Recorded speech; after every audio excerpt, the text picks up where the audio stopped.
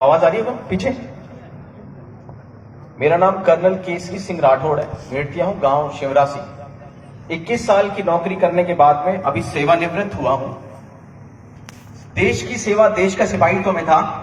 अब मैंने सोचा है कि अब मैं सिर्फ और सिर्फ, चाहे इस बात को नोट करें, अब मैं सिर्फ और सिर्फ अपने समाज का सिपाही बन के रहूंगा।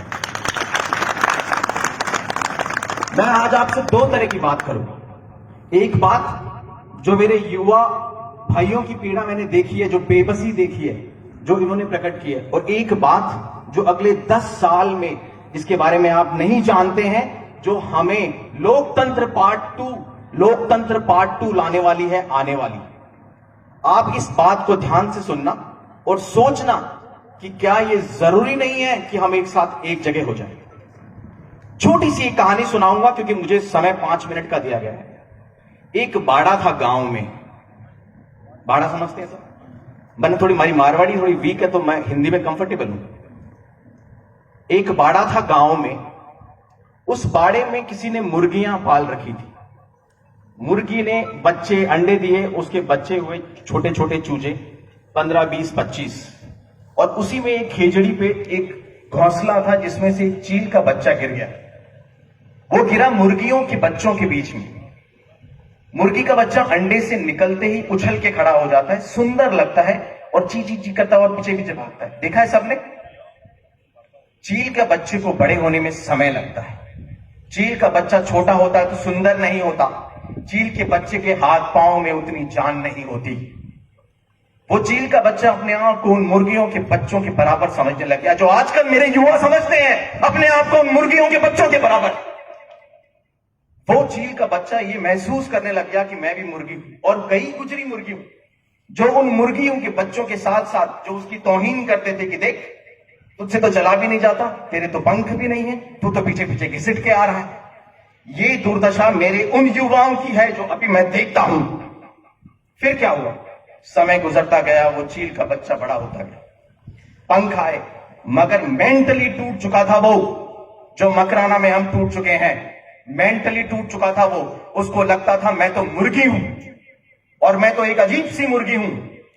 उसे पता नहीं था कि मैं क्या हूं। फिर एक दिन एक चील आई जो उस पेड़ पे बैठी थी, इन्हीं हमारे सरपंचों जैसी, इन्हीं हमारे राजपूत युवाओं जैसी, हमारे कर्नल साहब जोधा जैसी। जिसने पहचाना उसे बोला, अरे भाई, अरे बेटा, तू ये नहीं है जो इनके साथ है, तो अपने आप को नहीं पहचान पाया, देखा ही नहीं था कभी उसने। फिर जब उसने उसको समझाया, उड़ के दिखाया और एक हाथ खोल के झापड़ मारना सिखाया, तब उसे समझ में आया वो क्या है। और जिस दिन उस चील के बच्चे ने अपने पंख खोले और एक झपीड़ मारी, तो आप सोच सकते हो उन मुर्गियों के साथ में क्या हुआ। तो मेरे चील के बच्चों, मुर्गियों के बीच पड़ के अपने आप को मुर्गी मत समझने लग जाना। ये जो चीलें उड़ रही है ना छोटी छोटी जगह पे, इनसे शिक्षा लो। अभी समय आ गया है, हमें झापड़ मारना है। अब क्या झापड़ मारना है, मैं आपसे वो टेक्निकल बात करूंगा। आज के करीब 70 साल पहले हमें लोकतंत्र का आगाज हुआ और हमारी 2.5 से 3 पीढ़ियां खप गई हैं क्योंकि राज चले गए। और उस समय रिमोट कंट्रोल राजा महाराजाओं के पास था। हम समझते ही नहीं थे कि लोकतंत्र क्या होगा और लोकतंत्र में क्या होगा। आज 70-75 साल के बाद हमने ये पहचाना है कि हमारी ऐसी तैसी हो गई। क्यों हो गई ऐसी तैसी? और वो जो बुद्धिजीवी वर्ग ऊपर बैठा है वो भी पहचान गया है कि 5000 साल से 10,000 साल से, सतयुग, त्रेता, द्वापर, कलयुग से अगर एक वर्ण व्यवस्था बनाई गई थी, अगर एक समाज में क्षत्रिय को स्थान दिया गया था, युद्ध करने की जगह दी गई थी, अगर वो प्रशासन में थे, एडमिनिस्ट्रेशन में थे, अगर आज 70 सालों से उनको उठाया है या हटाया है, तो वो जो भेड़ें थी जिनके आपने गिन लिए और उनको वहां बैठा दिया। भेड़ों की भीड़ ने जब लोकतंत्र पे कब्जा किया, तो आज आप देख रहे हैं क्या हो रहा है। ये जो बच्चे कह रहे हैं ये हो रहा है। अब मैं आखिरी में 2 मिनट में आपको कुछ सांकेतिक रूप से टेक्निकल बात बताना चाहता हूं। मैं 21 साल की नौकरी करके आया हूं और मैंने देश के करीब हर राज्य में नौकरी की है। और मैं राजनीति और नॉन राजनीतिक बुद्धिजीवियों से, जो आईएएस भी हैं क्षत्रिय समाज के, आईआरएस भी हैं, आईपीएस भी हैं, उनके साथ बैठा हूं।